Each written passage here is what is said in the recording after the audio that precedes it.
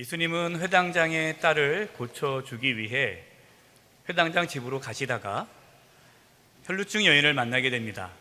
그래서 길에서 혈루증 여인을 고쳐주게 되죠. 시간이 좀 지체된 후에 다시 예수님은 회당장 집으로 갔습니다. 가는 길에 회당장에서 사람들이 와서 이렇게 말하였습니다. 오늘 본문 35절입니다. 아직 예수께서 말씀하실 때에 회당장의 집에서 사람들이 와서 회당장에게 이르되 당신의 딸이 죽었나이다.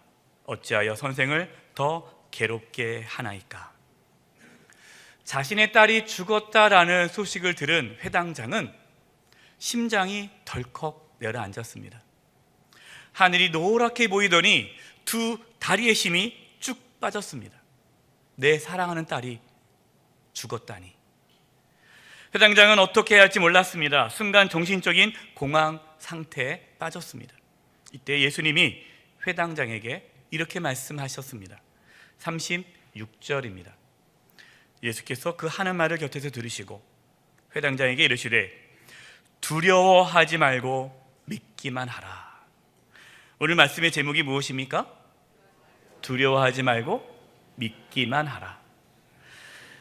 오늘 말씀을 통해서 저와 여러분 마음 가운데 있는 모든 두려움이 사라지고 하나님께서 부어주시는 믿음으로 승리할 수 있기를 바랍니다. 첫 번째, 한번 따라서 해보십시오.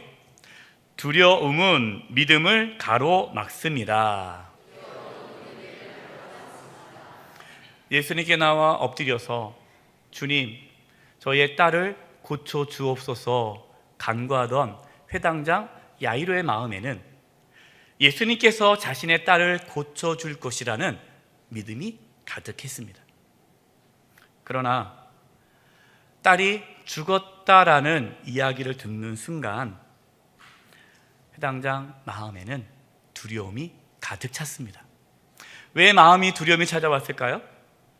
소망이 사라졌기 때문입니다. 사람들이 왜 두려워할까요? 두려워하는 이유는 소망이 사라졌기 때문입니다. 공부를 열심히 하는 학생들은 시험 다가오는 것이 두려울까요? 두렵지 않을까요? 두렵지 않죠. 시험을 잘 준비했으니까. 근데 공부를 안 한 사람은 시험이 두려워요. 왜요? 시험을 잘 볼 거라는 소망이 없으니까. 우리 청년들 젊었을 때는 소망이 있어요. 내가 결혼하겠지. 근데 자꾸만 나이가 들수록 그 소망이 사라지면 사라질수록 뭐가 생기는 거예요? 나 이러다 혹시 결혼 못하는 거 아니야? 이런 두려움이 찾아오는 거예요. 이렇게 인간은 소망이 사라질 때 두려움이 찾아오는 것입니다. 회당장에게는 소망이 있었어요. 어떤 소망입니까? 딸이 살 수 있을 것이라는 소망이 있었어요. 근데 딸이 죽었어요. 죽었는데 무슨 소망이 있겠습니까? 소망이 사라지자 두려움이 찾아온 것입니다. 예수님은 이렇게 회당장의 마음을 보셨습니다. 그래서 예수님은 두려워하지 말고 믿기만 하라라고 말씀하셨습니다. 왜냐?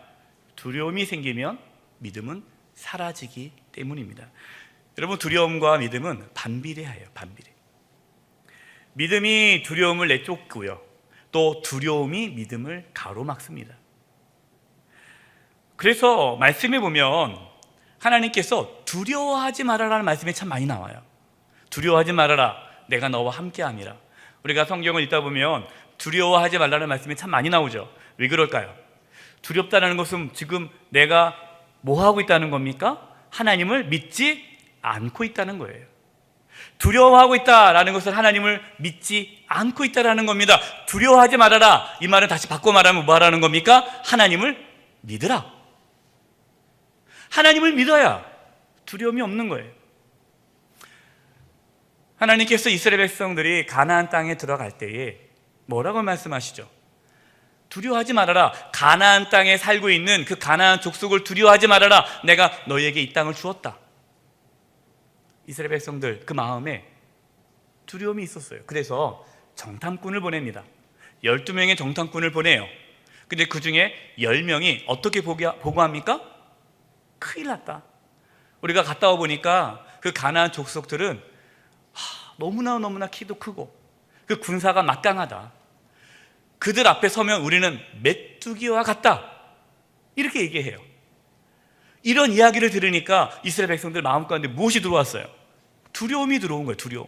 소망이 사라졌잖아요. 야, 40년 이제 우리 광야 생활을 마치고 이제 가나안 땅에 들어가나 보다라는 기대감을 가졌는데 이제 그 소망이 사라지니까 하나님께 대한 원망과 불평이 생긴 거예요.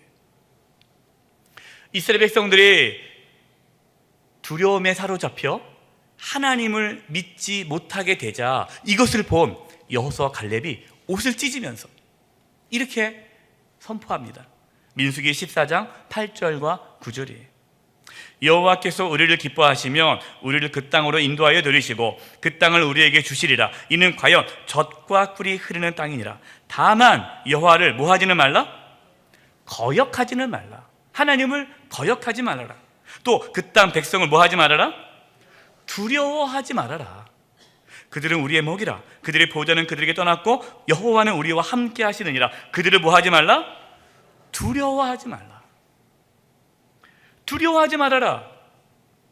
그런데 이스라엘 백성들은 여호수아와 갈렙의 그 두려워하지 말라는 그 말씀을 듣지 않았어요. 귀를 막았어요. 그러면서 돌을 들어서 두려워하지 말아라 외친 여호수아와 갈렙을 쳐 죽이려고 할 때에 하나님께서 말씀하십니다. 이것이 민수기 14장 11절이에요.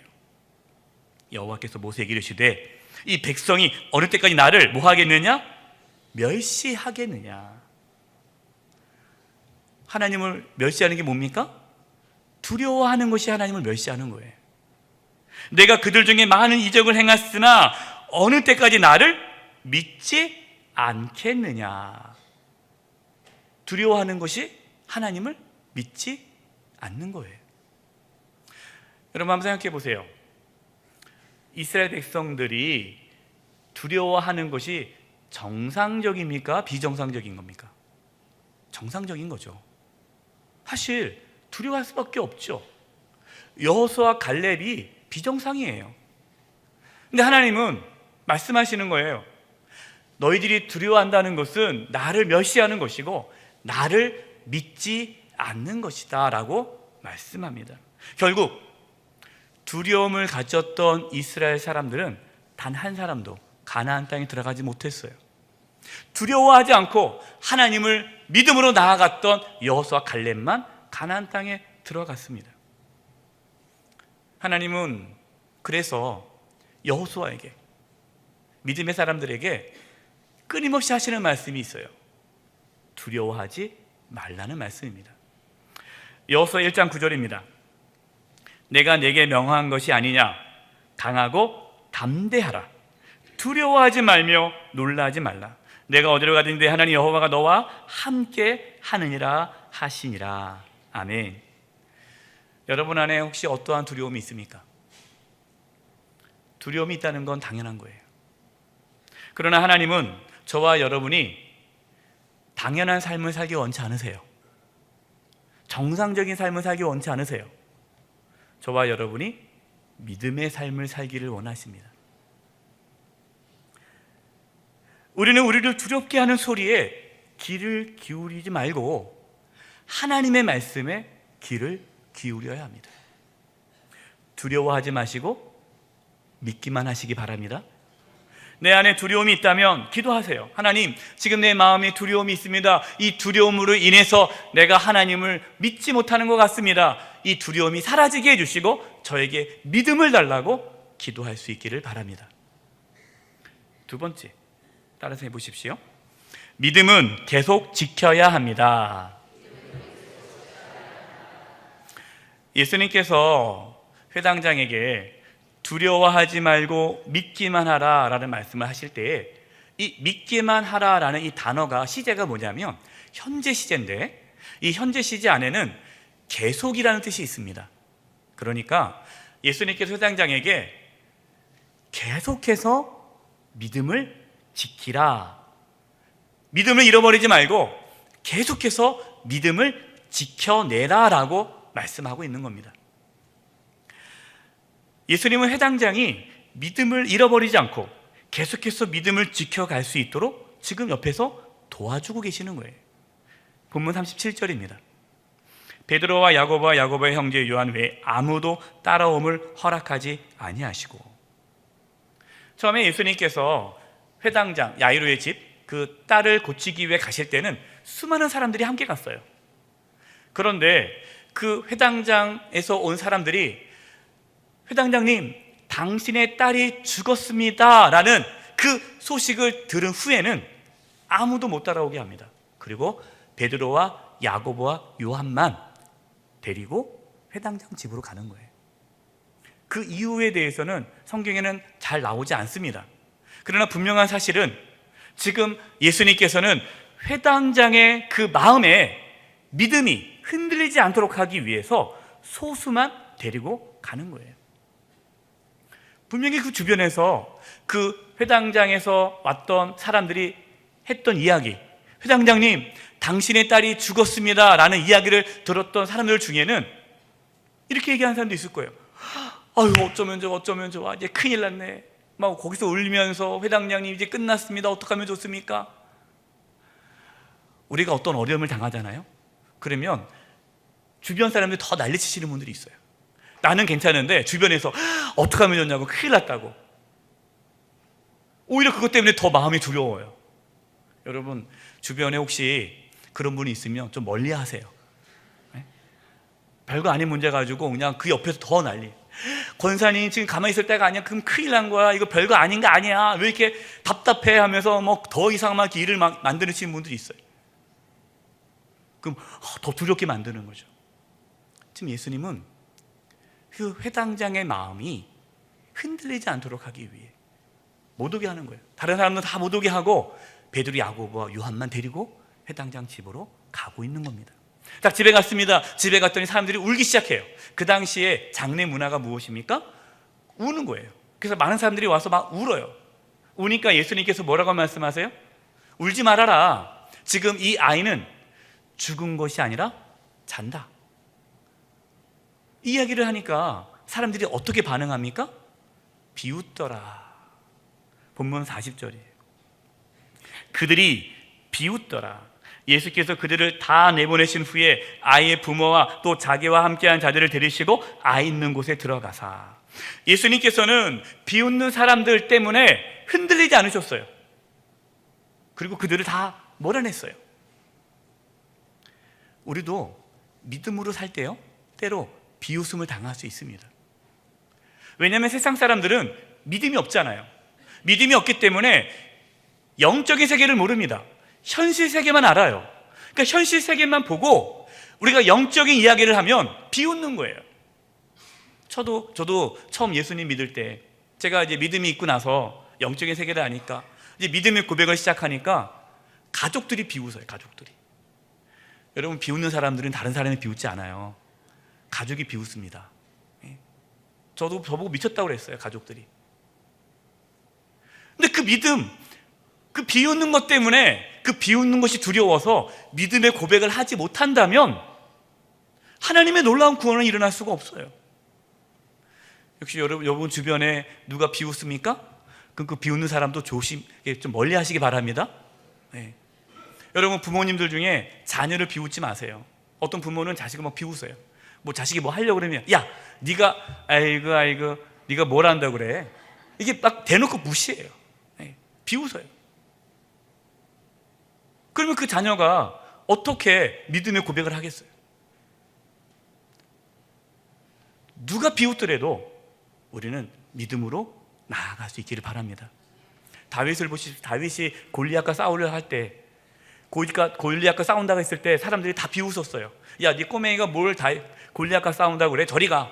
가장 비웃는 사람이 누굽니까? 다윗의 형들이었어요. 그러나 다윗은 그 비웃음을 극복했습니다. 믿음으로 나아갔습니다.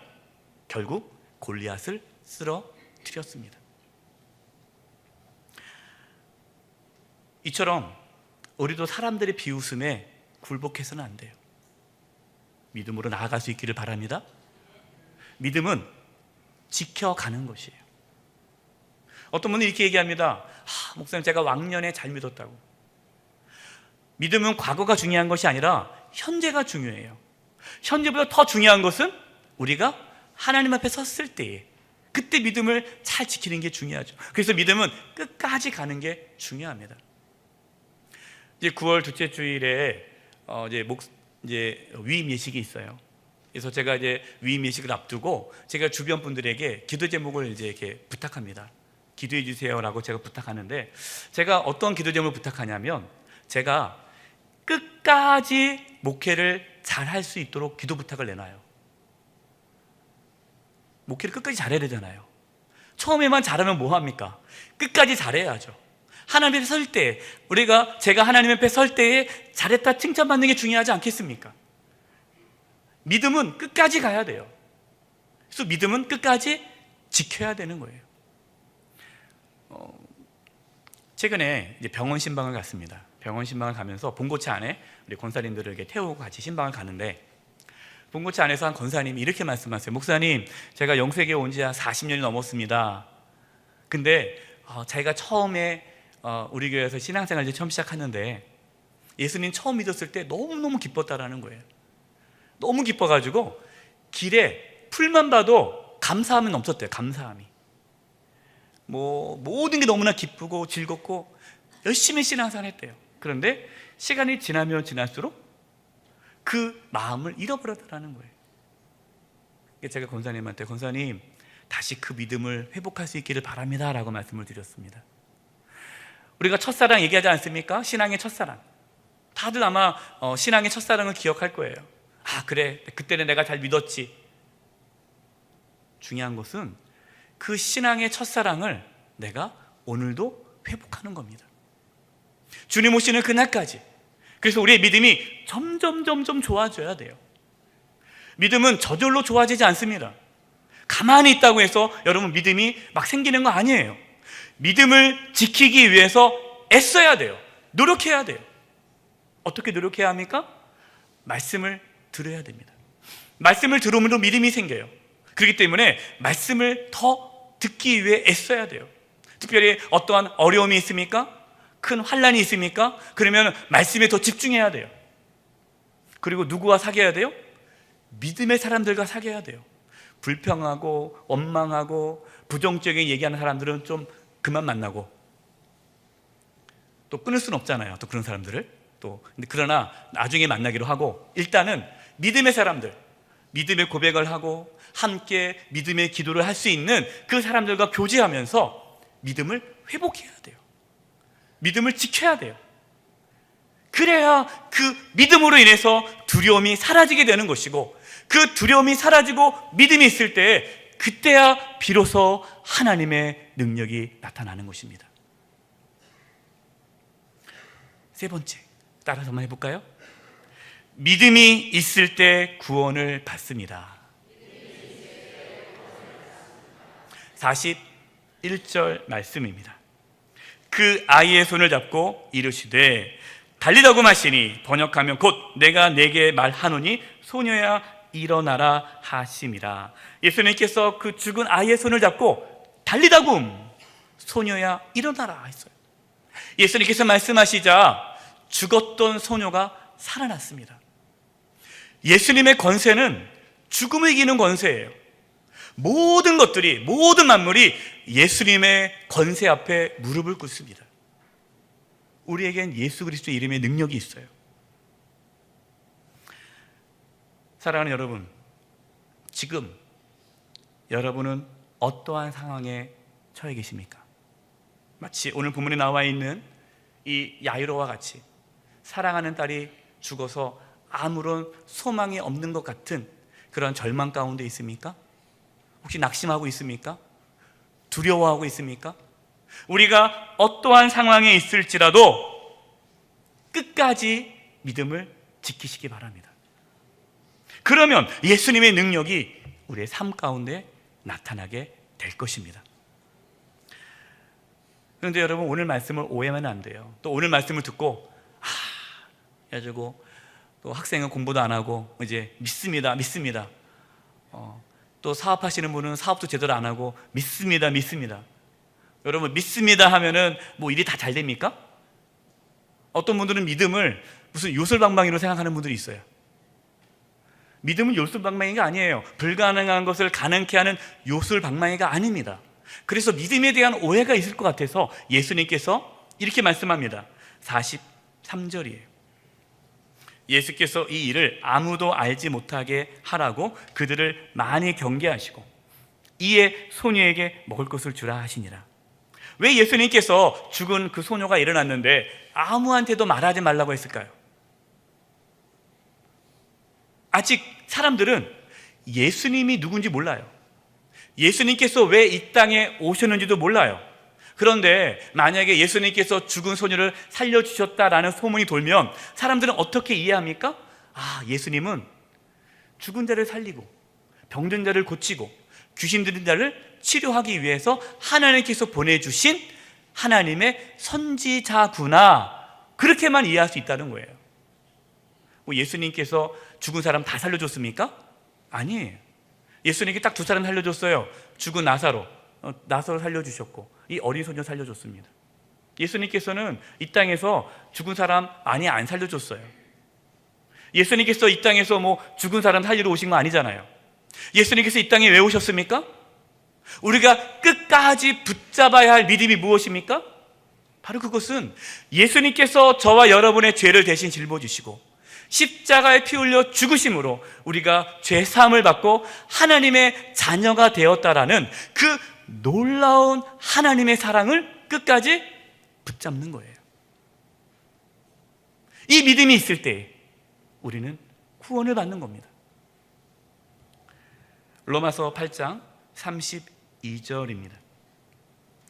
자기의 아들을 아끼지 아니하시고 우리 모든 사람을 위하여 내주시니까 어찌 그 아들과 함께 모든 것을 우리에게 주시지 아니하겠느냐. 하나님께서요, 저와 여러분을 사랑해 주셔서 독생자 예수님을 보내주셨습니다. 예수님을 십자가에 죽이기까지 저와 여러분을 사랑하시는데 우리에게 모든 것을 주시지 않겠느냐. 주신다는 거죠. 이것이 하나님의 사랑이에요. 저와 여러분이 붙잡아야 할 믿음은요, 단순히 내가 원하는 것이 이루어질 거야, 그것이 믿음이 아니라 내가 어떠한 상황에 처해 있을지라도, 내가 아파도, 내가 실패해도, 경제적으로 어려워도, 내가 원하는 대로 일이 되어지지 않아도 하나님이 나를 사랑하신다는 그 믿음을 끝까지 붙잡으라는 것입니다. 그러면 우리의 삶에 놀라운 일들이 일어납니다. 하나님은 살아계십니다. 우리가 하나님의 사랑을 믿으면 우리의 삶에 놀라운 일들이 일어나요. 몸이 아파도, 경제적으로 어려워도, 일이 되어지지 않아도 내가 주님의 사랑을 끝까지 믿는다면 우리는 그 마음에 감사와 기쁨이 넘칠 수 있습니다. 그리고 그 인생을 하나님께서, 궁극적으로는 하나님께서 그 인생을 책임져 주세요. 저도 그랬어요. 하나님께서 정말로 하나님의 사랑을 끝까지 붙잡고 사랑하는 자를 절대로 하나님은 버리지 않으십니다. 하나님의 놀라운 역사로 그 인생을 함께 하십니다. 이 은혜가 있기를 바랍니다. 결론이에요. 우리는 살아가면서 두려움을 경험하며 살아갈 수밖에 없습니다. 참 세상이 두렵지 않습니까?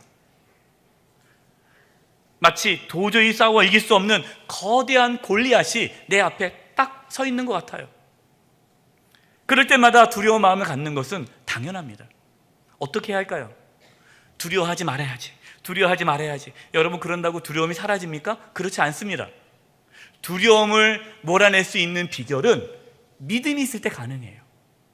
그래서 두려움이 생기면 우리는 두려워하지 말아야지가 아니라 더욱더 우리 안에 있는 믿음을 키워야 돼요.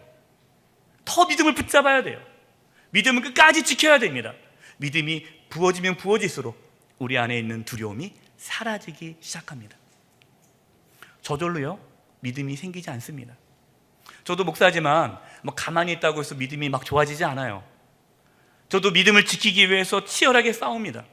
말씀을 묵상하고 기도하고 또 영적인 대화를 나누고 교제하고, 저도 믿음을 지키기 위해 몸부림쳐야 돼요. 우리가 다 그래요. 누가 다 이렇게 저절로 그냥 가만히 있다고 믿음이 쑥쑥 자랍니까? 그렇지 않아요. 여러분, 믿음이 자라기 위해 애쓸 수 있기를 바랍니다. 가만히 있으면 안 돼요. 말씀을 읽으셔야 돼요. 그래서 말씀을 읽고 말씀을 듣고, 제가 계속해서 여러분을 귀찮게 하지 않습니까? 주일 설교만 안 됩니다. 새벽기도 말씀도 들으세요. 수요 사경의 말씀도 들으세요. 훈련 받으세요. 계속 하는 이유가 말씀을 들어야 믿음이 자라나는 거예요. 그리고 믿음의 형제 자매들과 함께 교제해야 돼요. 기도 제목을 내놓고 같이 기도해주고 믿음이 잘 일어날 수 있도록 중보기도 해줄 때 우리는 믿음을 지켜갈 수 있습니다. 그럴 때 우리 안에 믿음이 들어와서 두려움이 사라지게 되면 이제 그 믿음으로 인해 하나님의 놀라운 구원의 역사가 나타나게 될 것입니다. 믿음에 대해 오해하지 마세요. 우리가 붙잡아야 할 믿음은 내가 원하는 것이 이루어지겠지라는 믿음이 아니라 우리가 붙잡는 믿음은 하나님의 사랑입니다. 하나님의 사랑, 예수님을 보내기까지, 죽이시기까지 저와 여러분을 사랑하시는 그 하나님의 사랑을 끝까지 붙잡고 믿음의 길을 걸어갈 때 우리의 삶에 달리라고 소녀야 일어나라, 이 놀라운 회복의 역사가 일어나게 될 것입니다. 이 은혜가 저와 여러분 가운데 있기를 간절히 축원드립니다. 기도하겠습니다. 살아계신 하나님 아버지, 저희들이 믿음 없음을 고백합니다. 저희들에게 믿음을 부어주셔서 끝까지 하나님의 사랑을 붙잡고 승리하게 하여 주시옵소서. 예수님의 이름으로 기도드립니다. 아멘.